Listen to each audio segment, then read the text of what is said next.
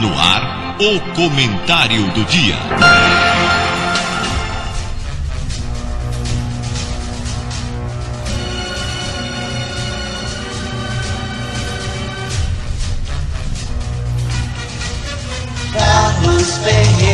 Um jornalista que se preza tem que ser legalista. Você não pode ser formador de opinião e simplesmente agir contra a lei ou defender aqueles que andam à margem da lei. Por isso, ao longo desses anos, como profissional de imprensa, tenho defendido a legalização, seja do que for. Pode estar contido em lei, é preciso seguir. Tem que ser legalista, é claro. Mas aí, a gente percebe que em Sergipe a coisa funciona diferente. Quero relembrar com vocês a Operação Babel. Lembram? Quem estava à frente, a delegada Daniele Garcia, o delegado Henrique, me falha a memória o sobrenome, e o doutor Alessandro Vieira, então delegado-geral da Polícia Civil. O que a Operação Babel estava fiscalizando? Está gravando esse comentário.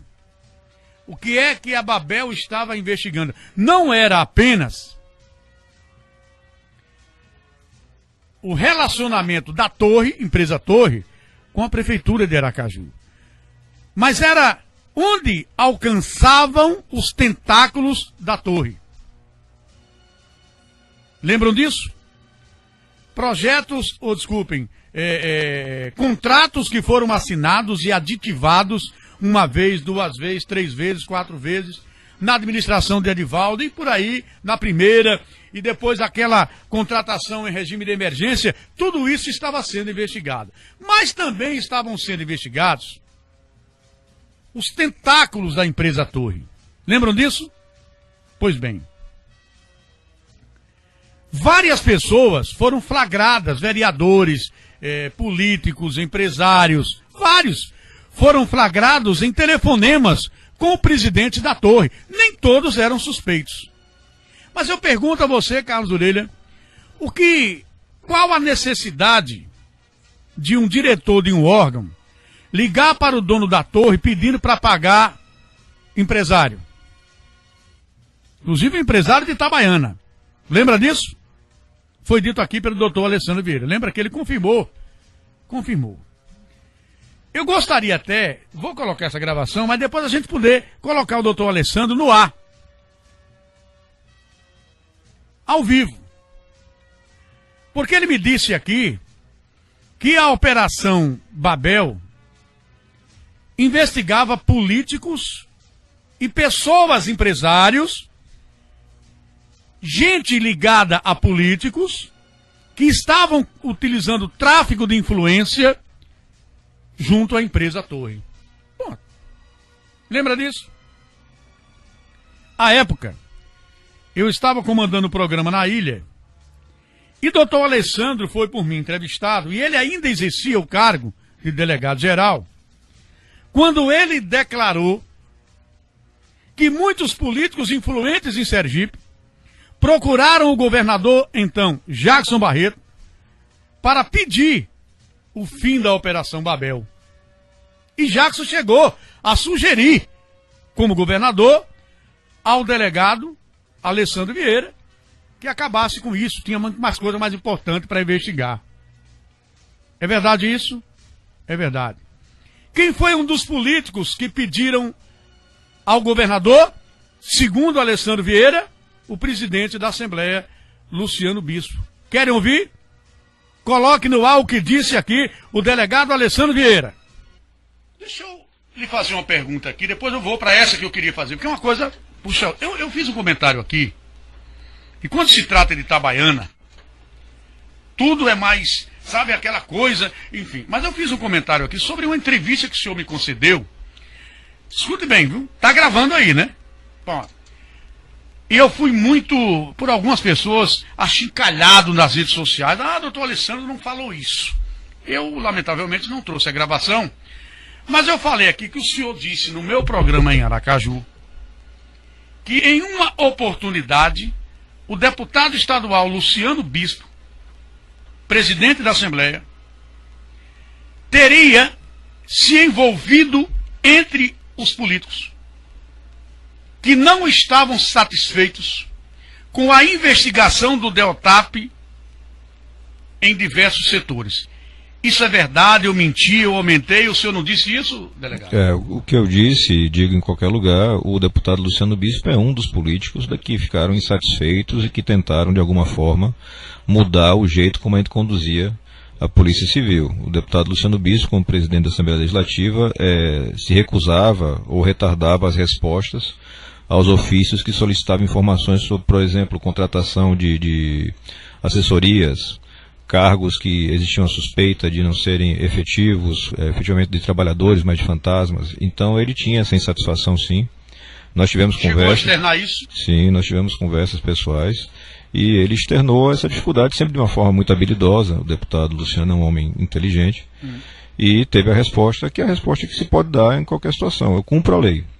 E a lei vale para qualquer um, deputado, governador, o que é que seja.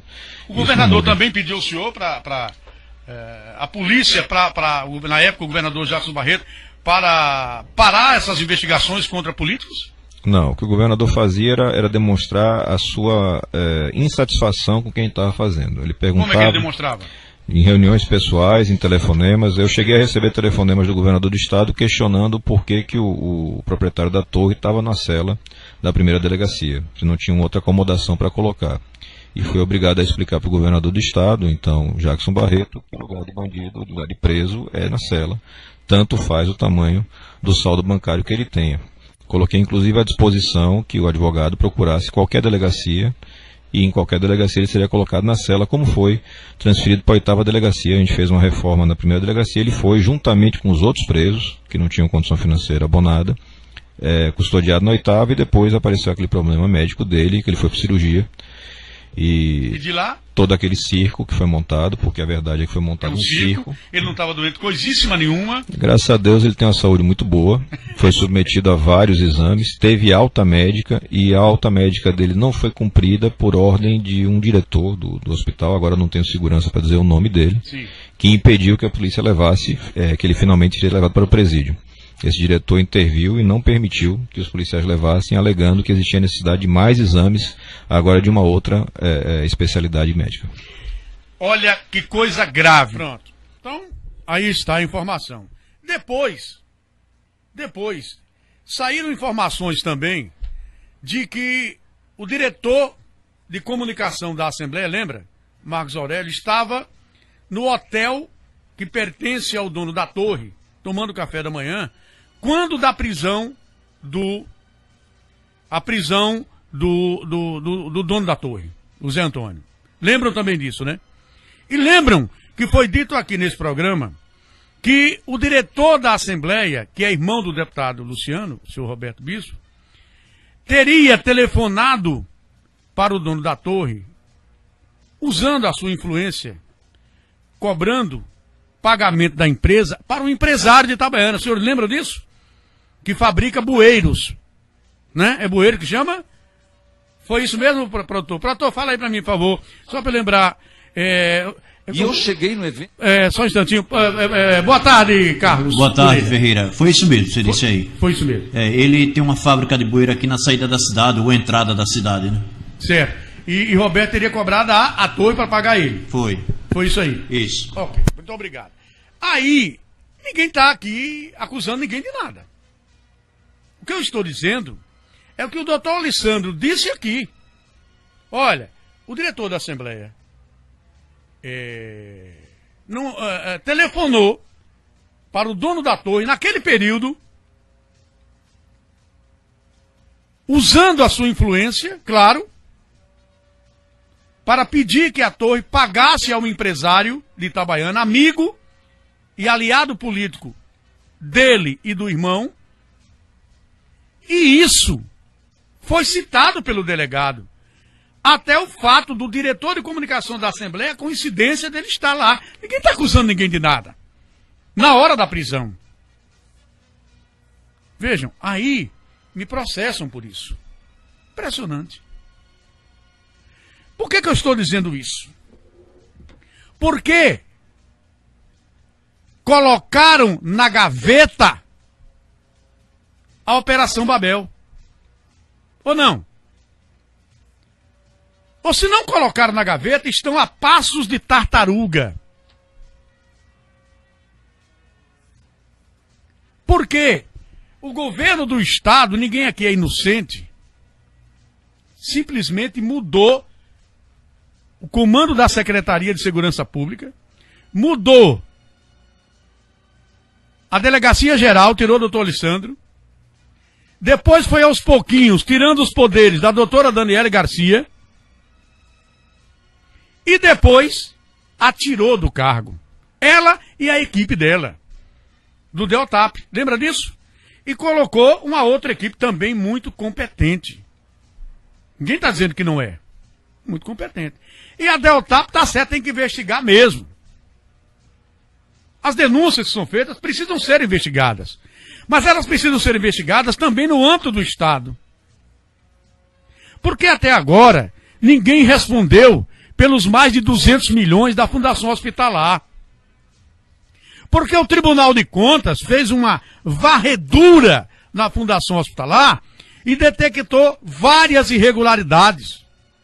Empresas inidôneas ganhando licitação, que foram flagradas em erros, estavam lá prestando serviço, aditivos em cima de aditivos. Não sou eu que estou dizendo. Foi o então presidente Clóvis Barbosa, o conselheiro que, inclusive, da área desta investigação. Cadê a investigação do Tribunal de Contas? Deu em quê? O Deltap investigou isso, está investigando isso. Estou perguntando, perguntar não ofende. Eu não ouvi falar. Eu sei que foi aberto um procedimento no Ministério Público. E em que pé está aí? Em que pé isso está? Eu vou pedir a produção para depois marcar uma entrevista com o doutor Jabas Adelino, ou o doutor Eduardo Dávila, ou o doutor Rony Almeida. Um é o diretor-geral, né? O outro é o vice, e o outro é o promotor encarregado desse caso. Nós estamos falando de 200 milhões de reais.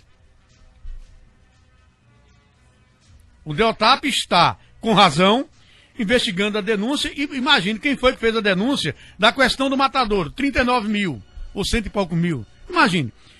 Tá certo? Tá. Tem que investigar mesmo.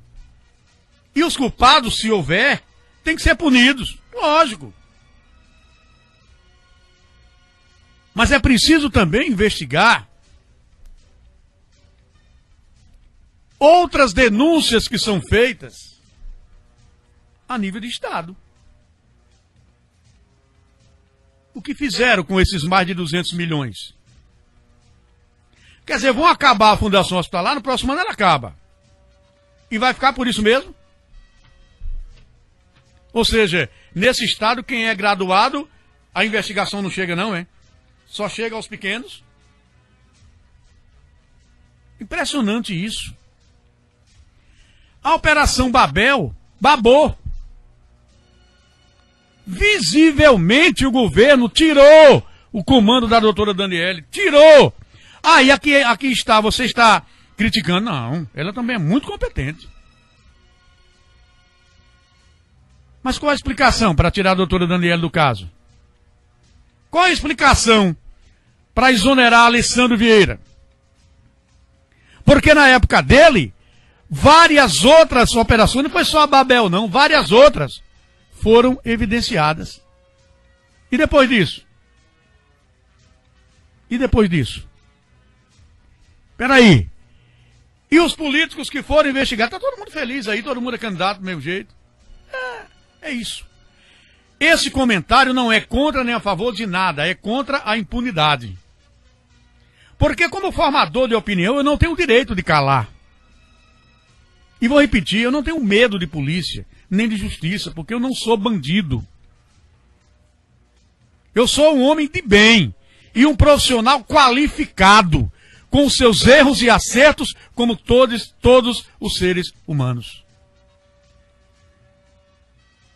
Mas em momento nenhum, eu errei de forma deliberada. Errei tentando acertar. E assumo os meus erros.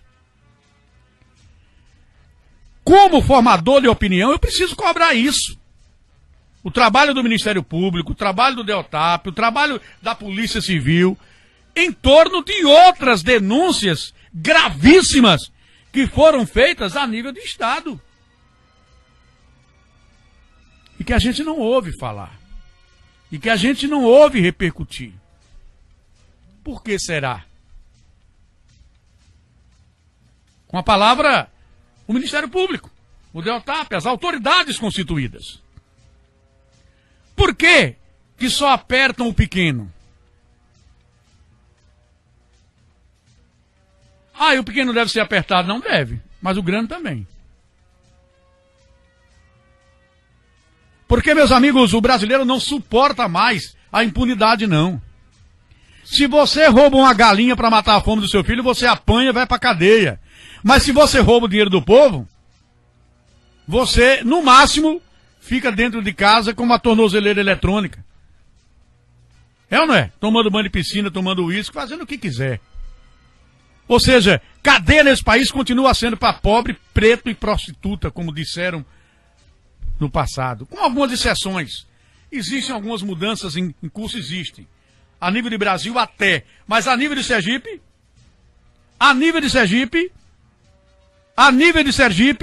eu pergunto. Você acredita que a nível de Sergipe a justiça é sempre feita? Contra todos? O comentário é de um jornalista e um radialista profissional que tem o direito estabelecido pela legislação vigente no país de emitir conceitos. O que eu não tenho é direito de mentir, de caluniar. O que eu não tenho é o direito de denigrir a imagem das pessoas. Isso eu não faço. Eu sempre cito nas minhas críticas e comentários os homens públicos. Aqueles que vivem à custa do dinheiro da população. E eles são, sim, passíveis de críticas. Responda a qualquer processo. Não tem problema nenhum.